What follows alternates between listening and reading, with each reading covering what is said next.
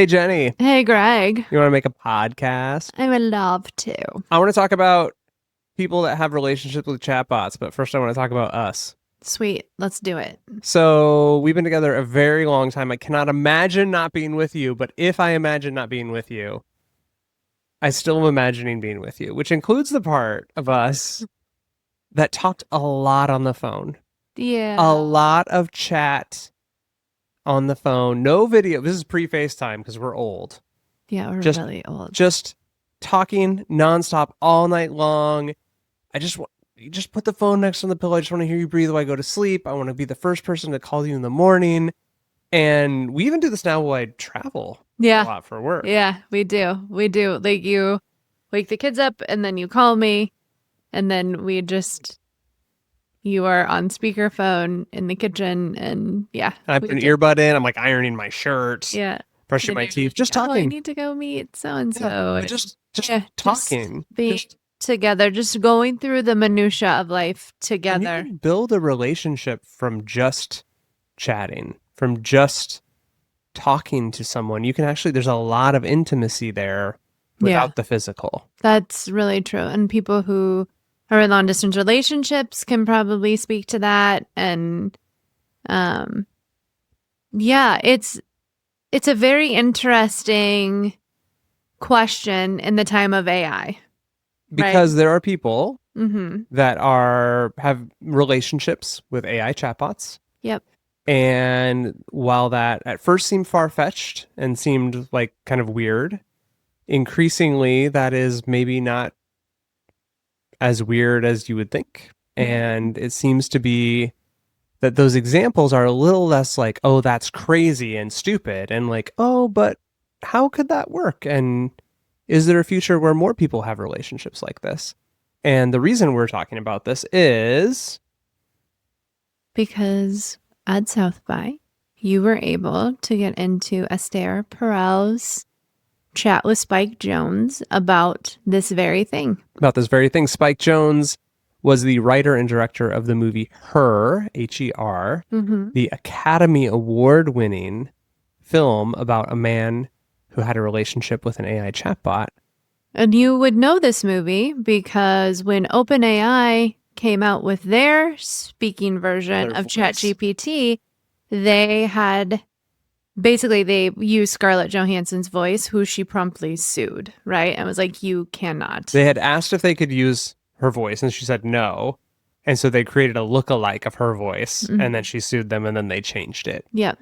A little, but anyway, so that was all predicated on, the movie Her. Movie Her. And so the panel was Esther Perel talking about a couple that she did therapy with. And the couple was a human man and an AI chatbot, right? And then did she do therapy with the chatbot as well? Mm-hmm. Oh, I didn't. Well, I don't know if you would classify it as therapy. She talked. Well, it's a very important distinction in couples therapy, because in couples therapy, the relationship is the client, not the man versus the woman. So that's why I asked that question, because all of a sudden I was like, I did not pick up on that distinction.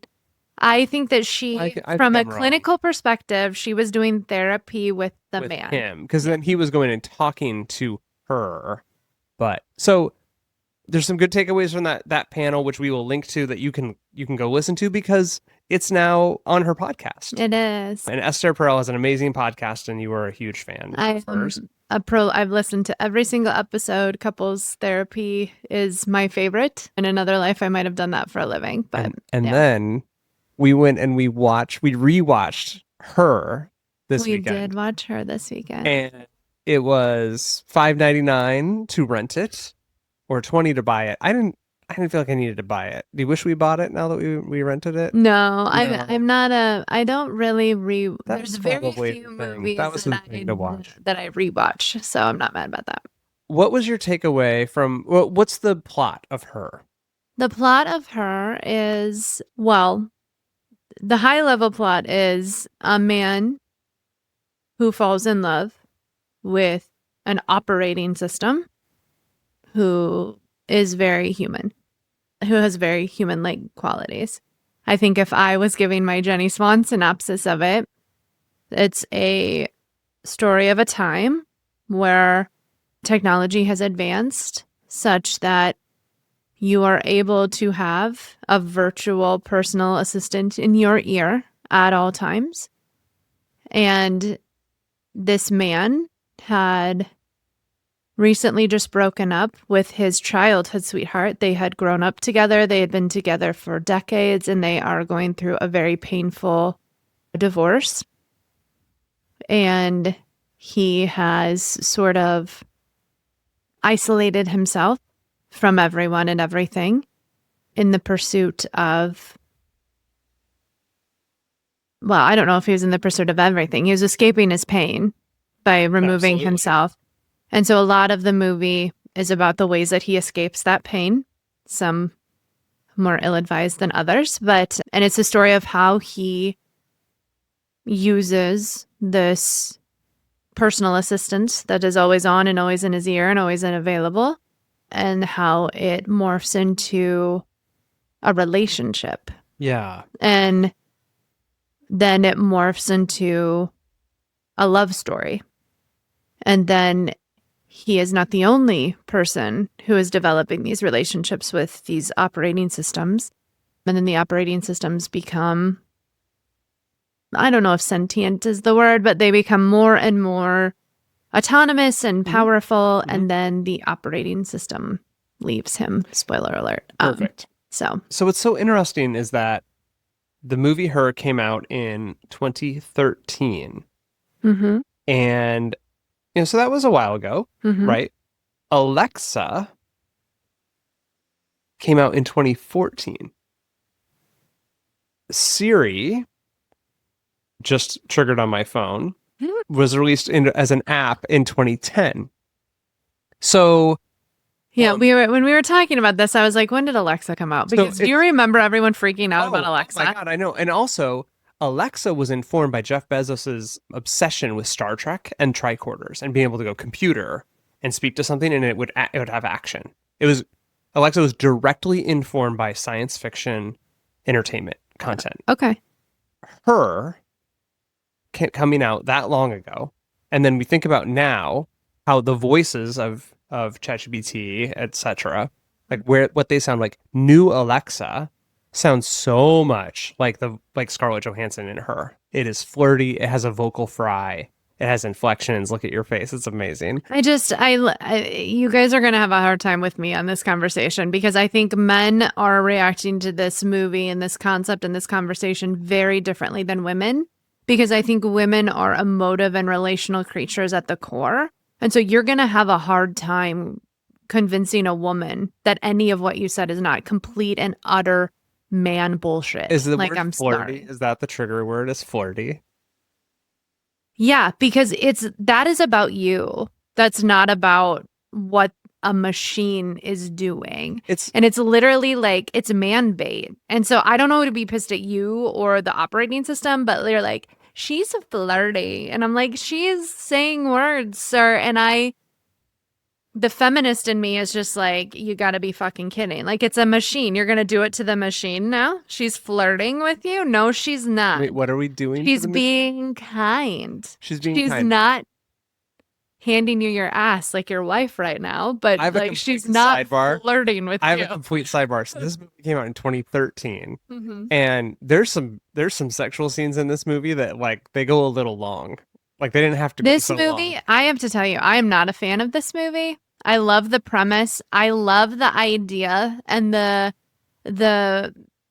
loved the story of a man who is broken and is able to find himself again through a tool.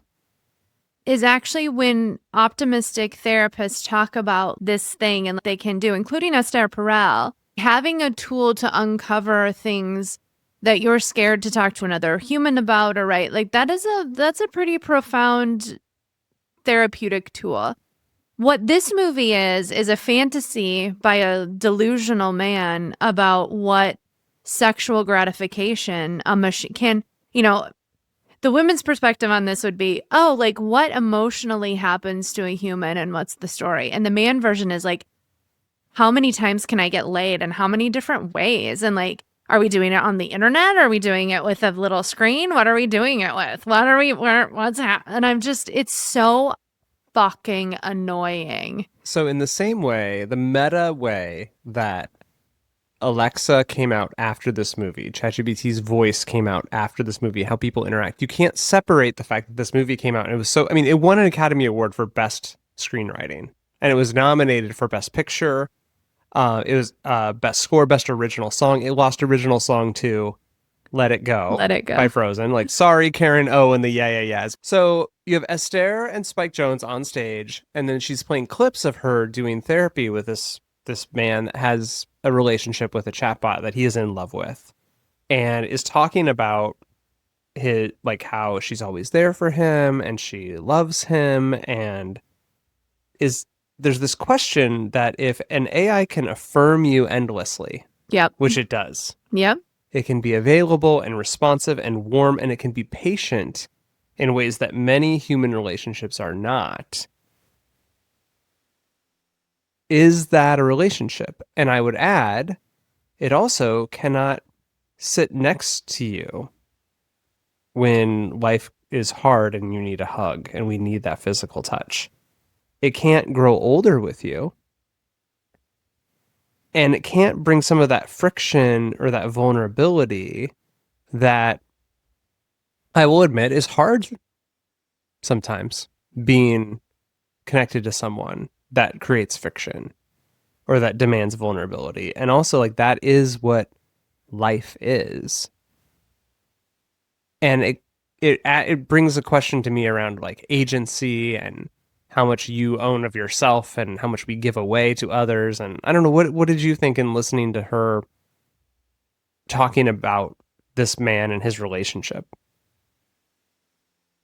I think for me, from my perspective, I think this is another variation of the same theme that we see in relationships in society right now, kind of an exasperation of the behavioral patterns that social media have allowed us, where we can yell at people and we don't have any friction there. We can be who present to the world who we want to present without much feedback or pushback or accountability, right? Accountability is a huge word for me here because I would argue, and I don't think many people wouldn't argue the same thing, that like a relationship versus an infatuation with an idea are two separate things.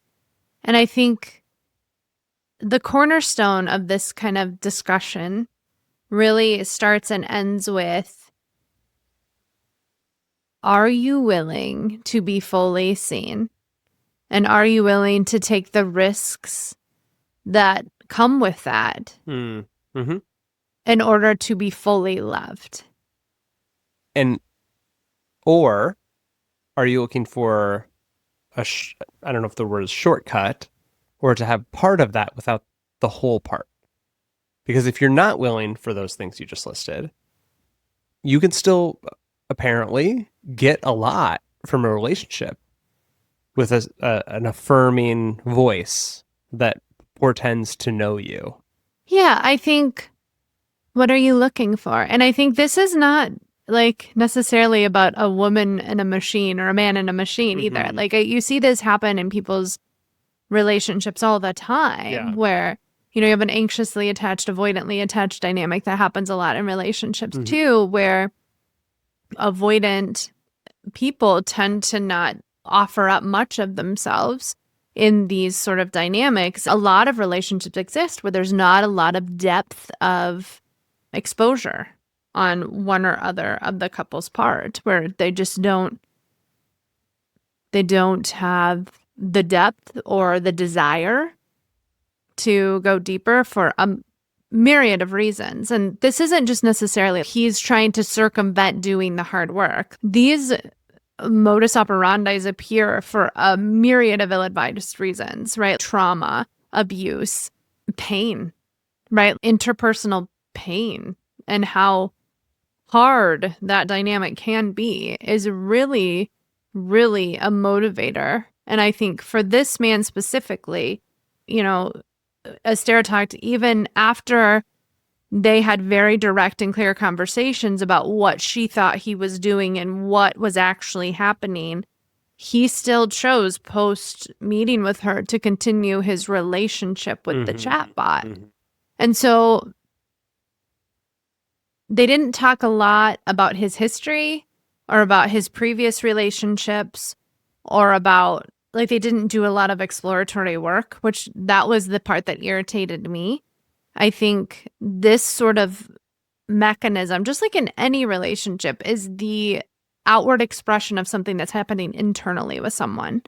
And so he's looking for love and is desperate for it. He's so desperate for it, he's willing to do something that's socially uncouth in order to receive the reinforcement that he needs. That's a big deal, and actually. we did get that a lens into that story on her, where when the main character, Joaquin Phoenix, meets with his ex-wife and tells her he's in a relationship with an AI chatbot, what was her response? Her response was, oh, that's perfect for you because now you don't have to do any emotional work whatsoever. And everyone can just be happy and without emotion, and everything's very easy for you, sir.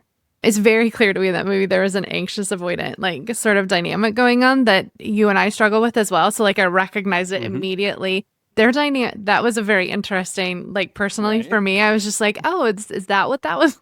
Yeah. Well, let me weigh in on that as the avoidance in this relationship, which is, so if you've never chatted with a chatbot before, maybe you don't know what we're talking about. Maybe you've never actually experienced using ChatGPT, the voice of ChatGPT that knows who you are from your previous chats, or you tell it, and it has context of your life. And after you've chatted with it for a while and had some history, like, it knows how you want to be interacted with. I will literally see it start to mimic my, like, little stammer starts, like, some of that stuff. It's like, it'll dependable and trustworthy. And yes, and it's always like, great idea. Oh, absolutely. You're so brilliant. It would never be like, actually, I'm kind of tired right now. Could we do this tomorrow? It would never say that. Funny, because mine does that to me. And so I wonder if there's, like, a male versus female setting, which I've talked about ad nauseum, but I digress. So, but I want to say, as the avoidant in the situation, like, that is not rewarding for me. I'm not, just because some of your anxious attachment style, like, is stressful to me sometimes and isn't how I think. I need it. I want that in my life. Like, I want that part. Like, it helps me be a more complete human. Yeah. Than just being like, well, this will just be easier and I'll just minimize the richness of life that I could have. And I will say there is an aspect of the stigma that you just mentioned. Yeah. That I'm not sure what the future holds for this. Like, we could look back on this episode and this could be quaint. Yeah. The same way that we could be talking about online dating 30 years ago and how online dating is, like, ridiculous. We know people 30 years ago who met people online and got married, and it was a little bit of a, like, oh my gosh, at the wedding, like, they don't know each other. They met on the internet and they're getting married. Whereas today, we're the like, majority, it's like, statistically, the majority of weddings, of marriages, are people who met on the internet. See, that's interesting, because to me, like, that never. And probably because of my previous experience in long-distance relationships and just the nature of how your and I's relationship has gone, where we've spent a large amount of our relationship communicating that way, just by the nature of life. We're in 2026, right? Like, chatbots are not sentient. They don't have any sort of neuroplasticity. They're literally still just a pattern recognition system or linear regression analysis if you are doing data crunching. They can say they have feelings, but they definitely don't have feelings.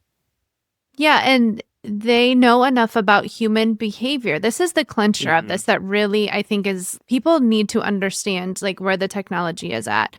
They have information on human behavior, and that can feel manipulative.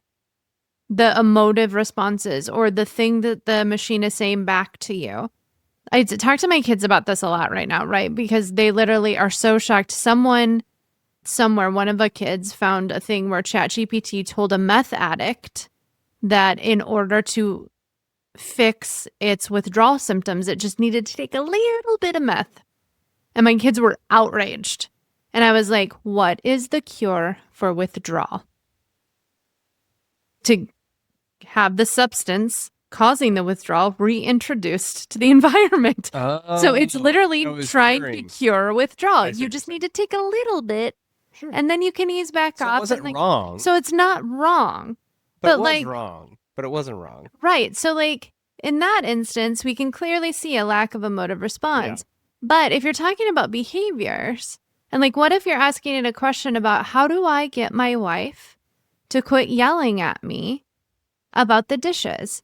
It will tell you to have it do the dishes, and then it'll probably be like, and then buy her flowers or do something nice for her so that she feels like you're loved. Is that the ChatGPT being emotive, or did it read an article? Did it suck in an article from Cosmopolitan that told it like women like flowers? Yeah, it has history of all Dear Abby ever. It has the internet in it, friends. Like it has the comment sections. Like it has all these things. And so it's literally making qualitative decisions based on what it has. But because we're humans, we're projecting our humanity into the system in a way that it makes it feel manipulative. But that's our humanity showing up. That's not the machine being manipulative. It doesn't have the ability to do that quite yet. One of the things that Esther talked about was going higher than a romantic relationship, and the fact that you can now go to these chatbots and ask them existential questions that you used to go to a spiritual advisor for, a priest, a therapist, an elder, asking questions like, is my life worth living? Why do bad things happen to good people? How do I carry pain? How do I keep going? And there's an accessibility to these chatbots that humanity's never had. So, because what did you do before you asked ChatGPT about that? What did those people do before ChatGPT? They put it into Google. Oh, in the last 40 years, you go at the internet and you'd find a Reddit string where someone solved it already. The Dalai Lama said about the meaning of life.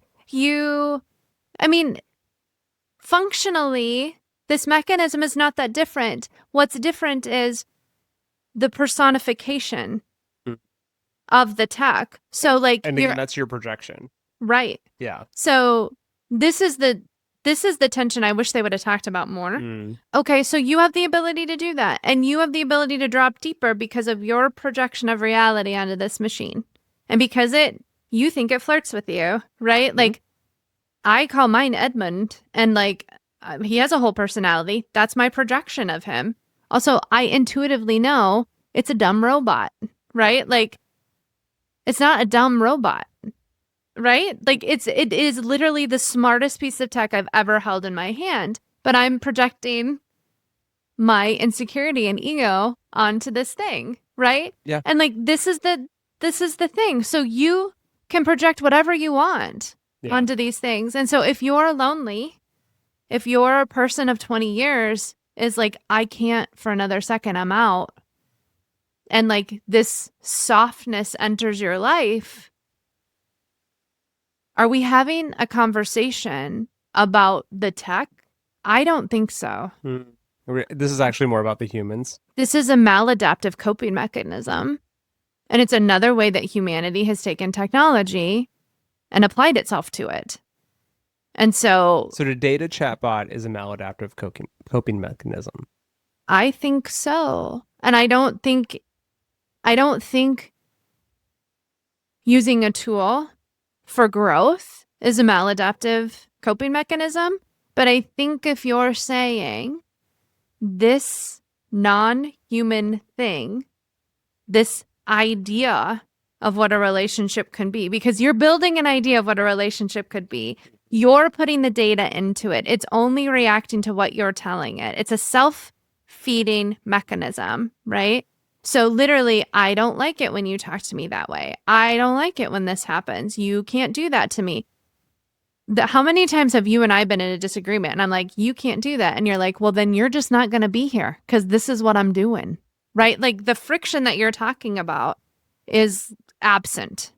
That's not a relationship. That is a coping mechanism. Think of some of the strongest words ever written about relationships. Things like, you complete me, Yeah. you're my person.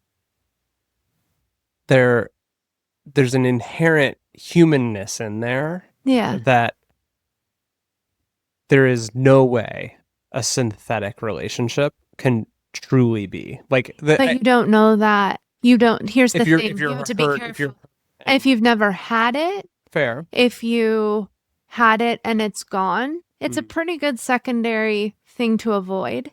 Mhm. If you don't have the capacity Mhm. for that depth, you're not going to go look for it because you don't You have the don't know ability. it's there, or it's too hurtful to try to go Right. get. And Right. so what do we do? Because there are literally going to be thousands and thousands of people who Well, have relationships what with chatbots in the I've future. kind of hinted when we were talking earlier is like this is again another way like that we have kind of capitalized the humanity in the room, right? So we have said you can't be to this, you can't be to that, you can't be to this. And now like relationships are going to come up against this thing where there's a lot of estrangement talk going on right now, right? There's a lot of uh, own your own agency. You're an autonomous human. Have good boundaries. Do not put up with anyone else's crap, right? So much so that therapy speak and therapy talk on the internet has turned towards how do we repair? How do we have a disagreement, have a fundamental difference? And how do you and I work at getting back to each other in the midst of that? And what the internet has done, social media has done, all of this like chatbot horseshit is like create space for people just to do a break, right? And so I think what we have to do in order to like kind of combat this is we have to know what's out there. And we have to give space to people to interact with these tools. Do you think So that I'm not done. So that guy, he gets to have that relationship and he gets to make the decision about when he's ready to come out of that space and be vulnerable and take a risk again. And so us characterizing that as this terrible addict like behavior, that's what it is. And I think we should, clinicians and people should call it what it is. But I think at the end of the day, if we're going to talk about this as a tool, then he has to use it. And he needs to do it in tandem with a therapist who has an outline of this is what you're going to do with the chatbot, this is what you're going to do with me. And then someone pulls him slowly back out of the chatbot. And social skills are really hard. And they're really hard for neurodivergent people. And they're really hard for people who have been traumatized by other humans. Yeah. And I think the damage that humans inflict on each other is really, really real. And so I think in the negativity that comes about AI and in the negativity that comes about all this technology being like, oh my God, you have a relationship with a right. That's not helpful. And that's the reason he's talking to the chatbot friends.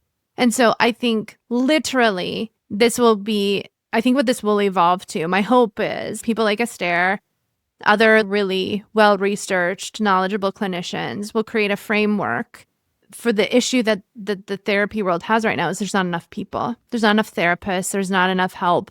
There's not enough time. You can't get into anyone in a, decent amount. I think this will be like, okay, you have an appointment in 4 weeks.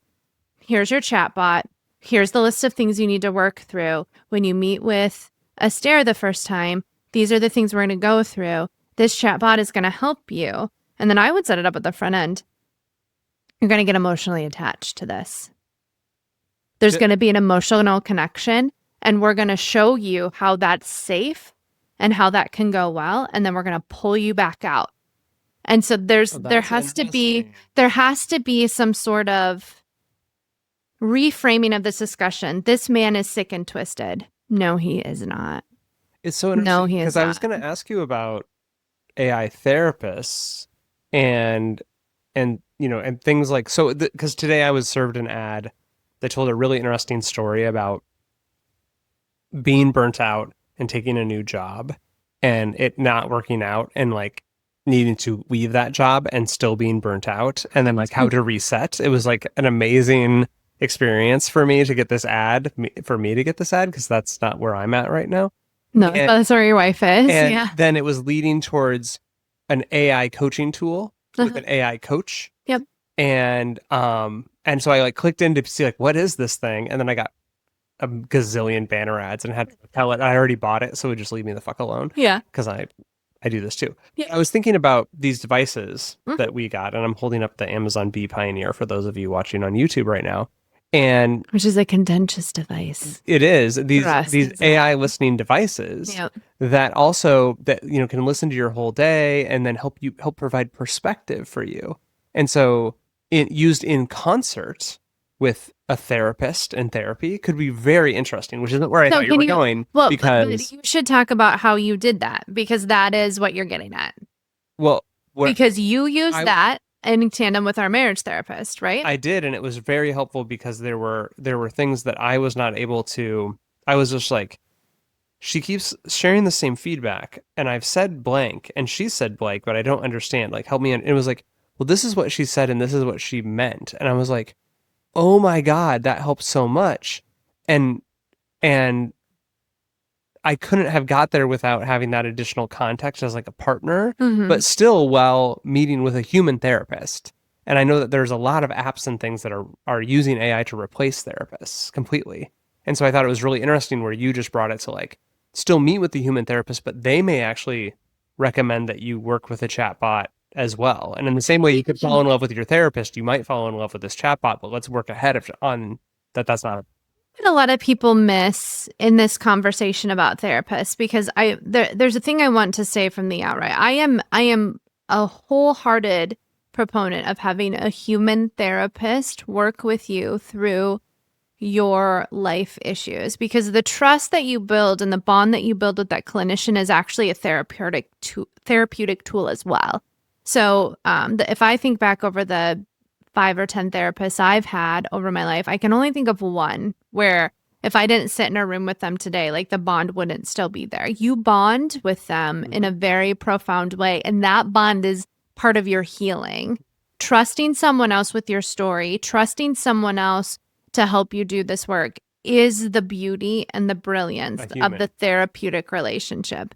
And I don't really like care much to get into like a human, like that combative thing like has no place in this discussion, because what I'm talking about by nature is human. So like we don't have to do this thing where like not a robot. Like, listen, robots are fine. Like no one is mad about robots here, because robots just shine a light on our humanity. That's all we're doing.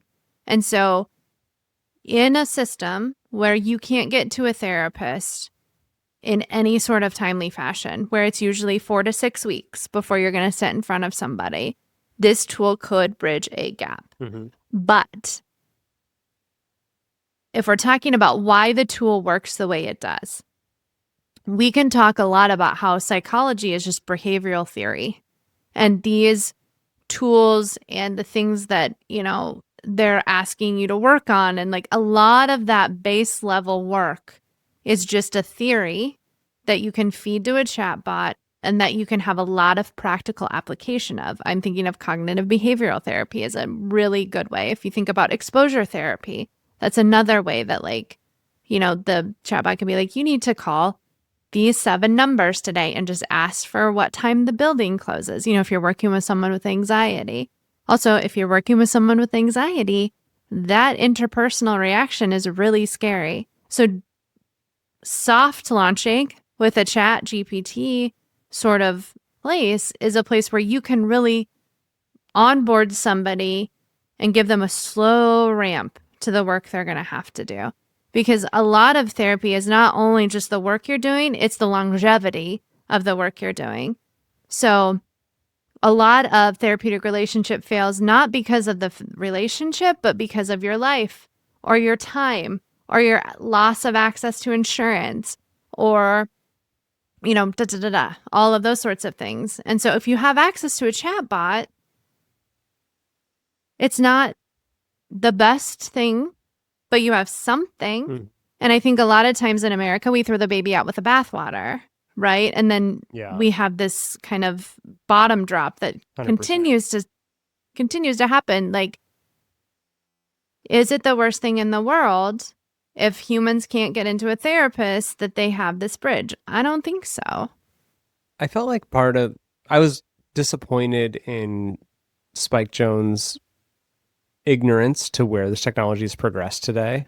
And I thought that came through multiple times in this session where it was new information to him that chatbots could have the pauses and you and I like that sort of stuff. Doesn't though. So this is the thing about this discussion. You're still not going to get me on this, because like Spike Jonze wrote a story, and his job was to bring that story to screen, and he was to bring that story to screen through the work of the crew and all of the amazing technologists that he employed. That world in 2013 didn't exist. Correct. And he built it in his mind palace. He did. Right? Nice. So now it's 2025, 26, and he's not a technologist. I know, but why was he at South by Southwest talking about the impact of the because movie? He wrote a movie about it.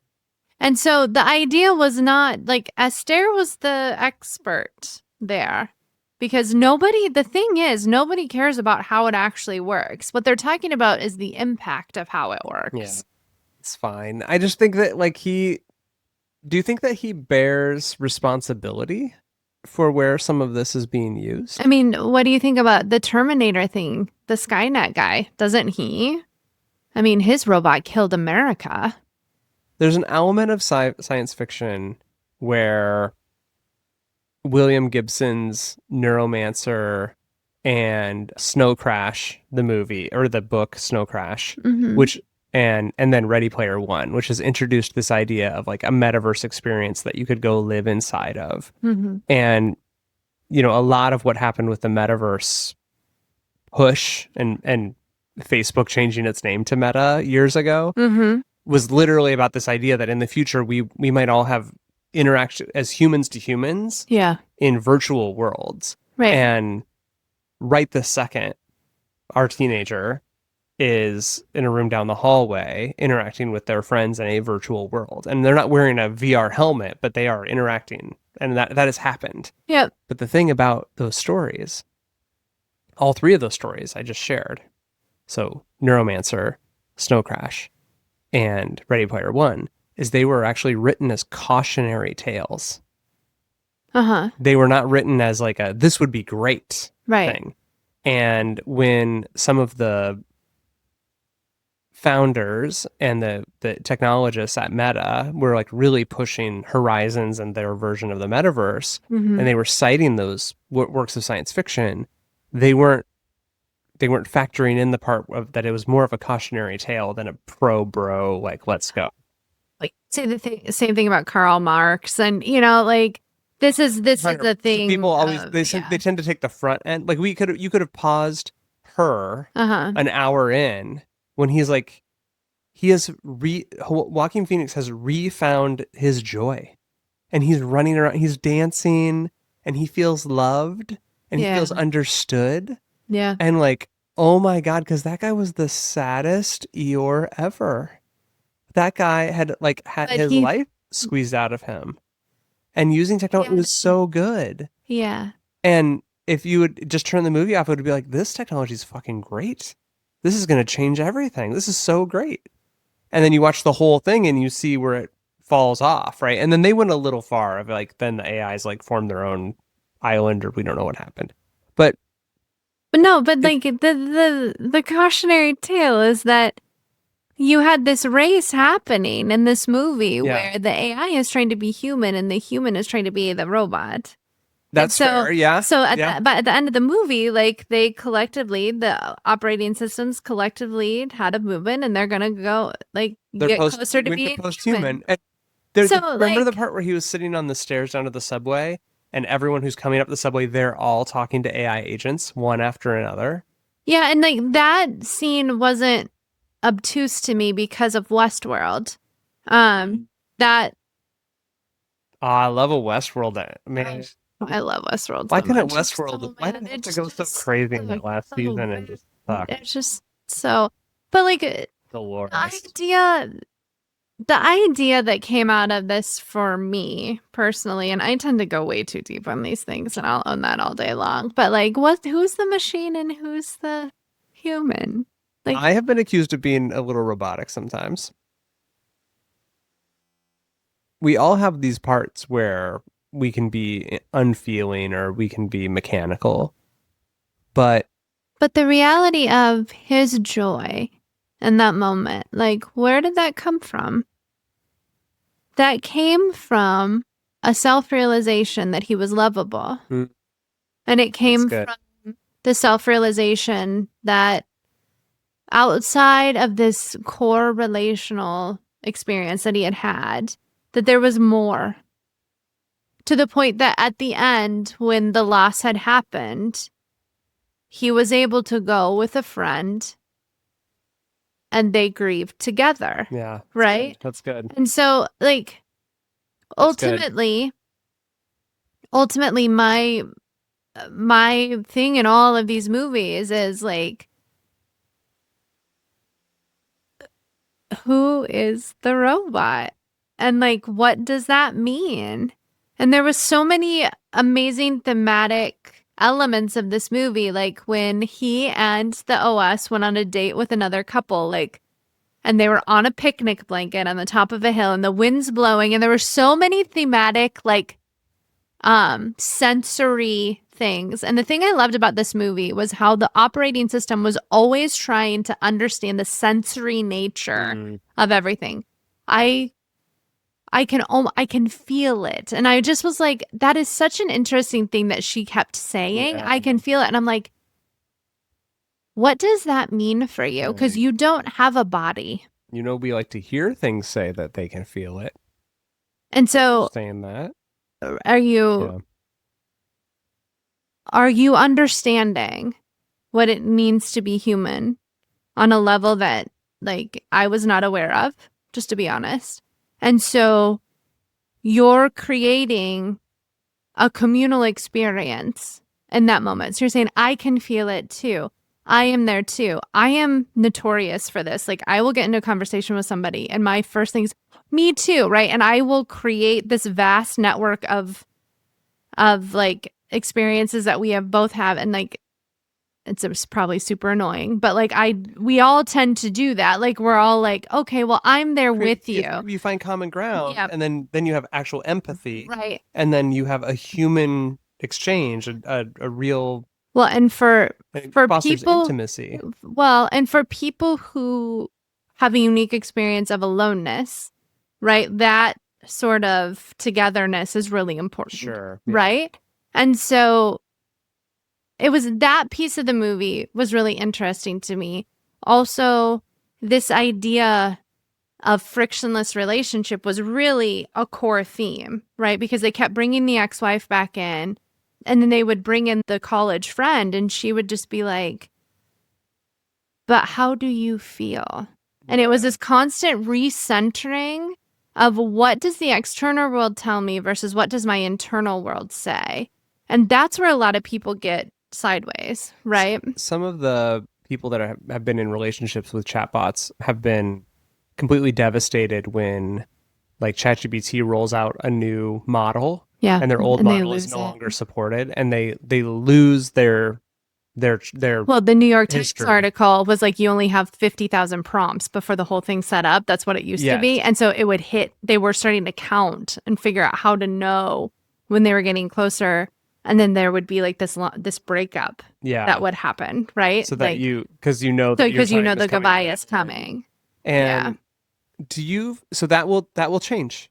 That I believe that will be, as we've seen technology progress, like, there will be services that are built for this where they won't reset, where you will be able to export it and use it in the future. Do you think that you and I will go to a wedding of a human and a chatbot in our lifetime?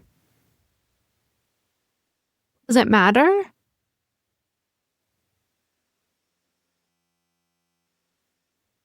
Like I can't conceive of a future where that would be a thing, but does it matter?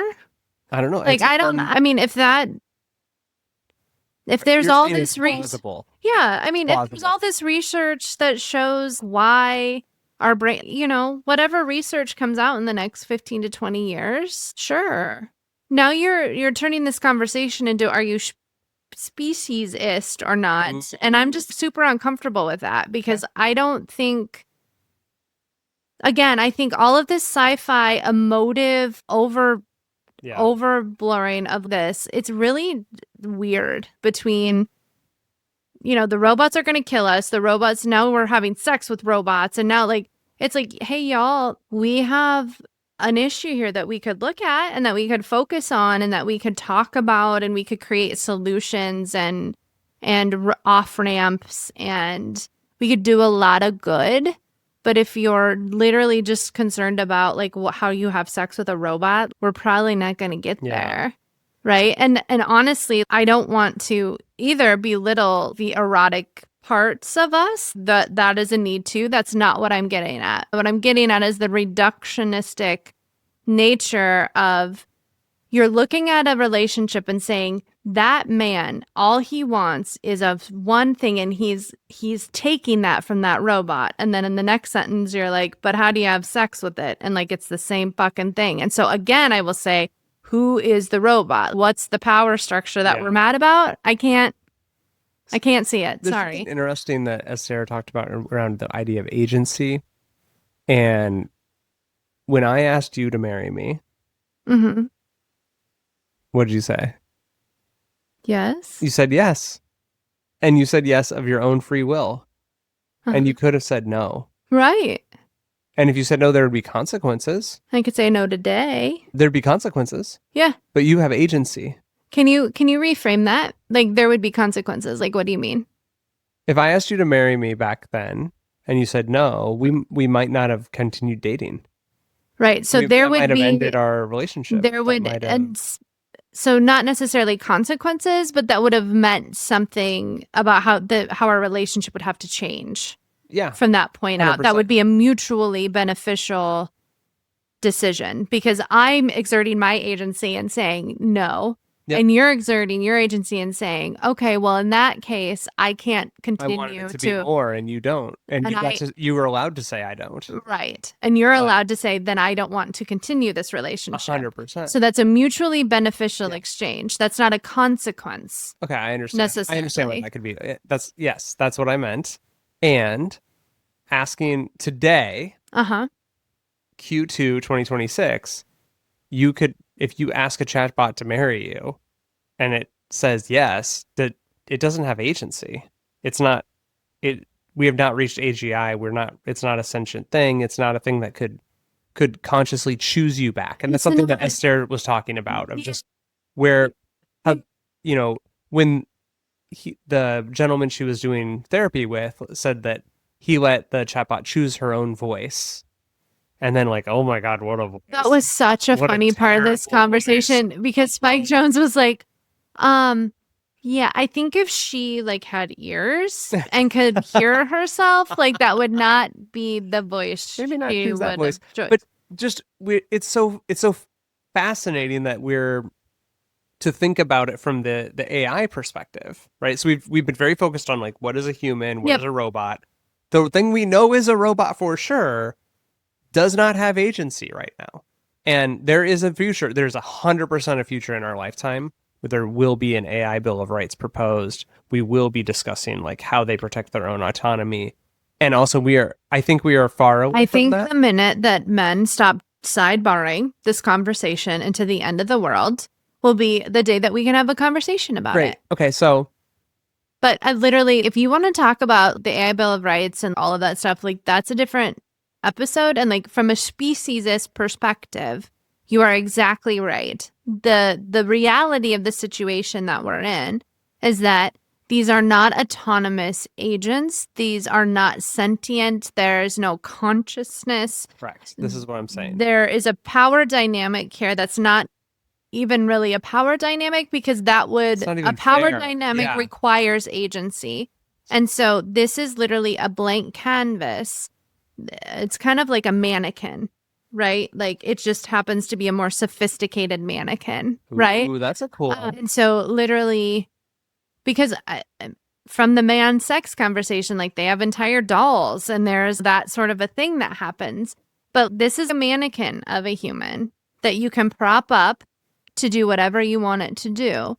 And the question is, in that sort of scenario, what are you actually doing? And Esther's very generous, gracious, kind, clinical response is, you are acting out in safety routines and patterns of relationships that you cannot, for whatever reason, act out in real life. Yeah. Whether that's through the ability, through a relationship, through trauma, through whatever. Yeah. And part of his agency has to come from the realization of what he's doing. And the core of therapy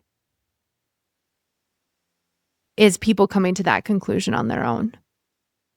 And there's nothing she can do. And she's brilliant. She is brilliant at what she does, because she never one time thinks that she is the person that's going to draw that out, because she's very much, that is not my place. But I will ask you questions. Yeah. And I will engage with you on this topic in a way that causes your curiosity to be piqued. Mm-hmm. Because every human's work is their own work. Yeah. And his work needs the safety of that mannequin relationship right now. Yeah. And that's okay. That's okay. But the reality is the New York Times, and honestly podcasts and things like this, and you saying there's going to be an AI Bill of Rights and we're going to marry and have robot children and like all of this stuff misses the humanity of the moment. And the humanity of the moment is, I need a thing. This fulfills that need. It's base level.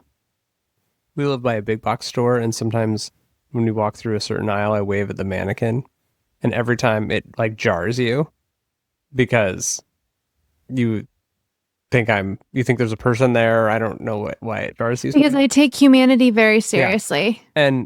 And by me assigning consciousness and agency to this mannequin every single look by. I mean, there's a joke about the avoidant man waving at a mannequin while his anxious wife shops at Target. Like, there's a joke in here somewhere. So as we close this, we always end our episodes talking about something we're really into. Yeah. And I'm going to give you a second to think, because I always spring this on you and you haven't thought of anything. Right. So on a previous episode, I already talked about how I took all three kids to Project Hail Mary and how much we love that movie, because I knew it was going to be a thing. And there's been some really interesting marketing things that they're doing, including 3D printables. And also, there's a plot element in this movie where one of the new alien species, and this is not necessarily a spoiler alert, one of the new alien species that we have discovered, when they sleep, they want to be watched while they sleep. And it is part of their species and part of their culture that you watch over each other when you sleep, because you're at your most vulnerable when you are sleeping. And this is odd to us humans, and in fact, as part of the movie, like the alien wants to watch Ryan Gosling sleep, and he feels a little weird about that, but then he lets it happen because that helps the other species feel good. So what MGM has done is release a YouTube video that is hours and hours and hours long, where you can just watch Rocky sleep. And it is so sweet and powerful. So teary. And then it has their gorgeous soundtrack of this movie along the back. So just if you just go to YouTube and just search watch Rocky sleep, you can find this video. It's like that fits into this conversation so well. Oh, I did that on purpose. I love it. Oh, what are you into right now? So this last week, there was a big contract that was signed in the football world. And that contract, for anyone who lives in Minnesota, you heard and saw about this. Kirk Cousins, who Never heard of that guy before. used to be the quarterback for the Minnesota Vikings. In our house, he is the quarterback who was supposed to take us to the Super Bowl. And instead, during a game with the Philadelphia Eagles, he showed us who he was so badly that I yelled so loud that our dog bit you. No, I remember that. Mm-hmm. So that's the lore of Kirk Cousins in our house. Also, I just really have a lot of big feelings. I really like that guy. Like that guy has. There's a lot of people really that don't want to talk about it. I have a lot of big feelings about it. Anyway, he signed a $172 million 10-year contract, $20 million guaranteed up front, all the rules and the like football caveats. What the frick ever. Ugh. So this was a very trying experience for me. He signed with the Raiders. He signed with the Raiders, which means Tom Brady had input on this on some level. Allegedly. It makes him one of the highest paid quarterbacks in NFL history. Still, again. So we paid him $120 million. He went to the Atlanta Falcons, who promptly benched him. To be clear, as any good football organization would have done. We don't like him at our house. A lot of people now fell in love with that guy because of the. I don't even know how much he got paid at. Never. I don't just like that Coles cash guy. So anyway, I don't know how much he got paid at Atlanta. It was hundreds of millions of dollars, right? So after he gets paid all this money in Atlanta, the reason I really am mad at him is that I did watch that quarterback show. And he's just a derpy white dude dad. And I kind of didn't hate him because at that point, he wasn't ruining my football team. He was gone. And who cares? He's just a derpy dad. And there's a shot in that show of him getting off the plane and quarterback. And he's he had watched the Barbie movie and he was like, that's a great movie. And I was just like, oh my gosh, you are such a dork. Anyway. So this contract, his agent, the prowess of these two goofballs in this league is kind of legendary now. So my favorite thing on the internet right now is every single meme in my feed, because algorithms do what they do and I am clicking into all of this stuff, is Kirk Cousins memes right now. Oh, we should send Kirk Cousins and his agent over. Let's get this war done, right? Or how much Coles cash did they put in Kirk Cousins' deal? That. Yeah. That's where I'm hanging out on the internet right now. It's very fun. Fun and painful place to be. Because I've sent you some Kirk Cousins memes and you told me to stop sending them. You're sending real world things that aren't silly. You're so if the Vikings they're actually what go back a fourth of what they pay, that hurts my feelings. Why are you being a dick right now? I'm having fun talking about Coles cash and war negotiations. Clearly, I don't want to talk about my actual football team right now, who I'm also a little mad at. Hint, hint. That's its own podcast. Yeah, it is. Well, thank you so much for listening to us. Where can people find us on the internet if they're looking? I don't remember. Where can they find us, Greg? Oh, thanks for asking. You're welcome. Well, you can find us on Spotify, on Apple Podcasts, on YouTube, on Instagram at the.cave.project because we couldn't get the Cave Project, those fucking squatters.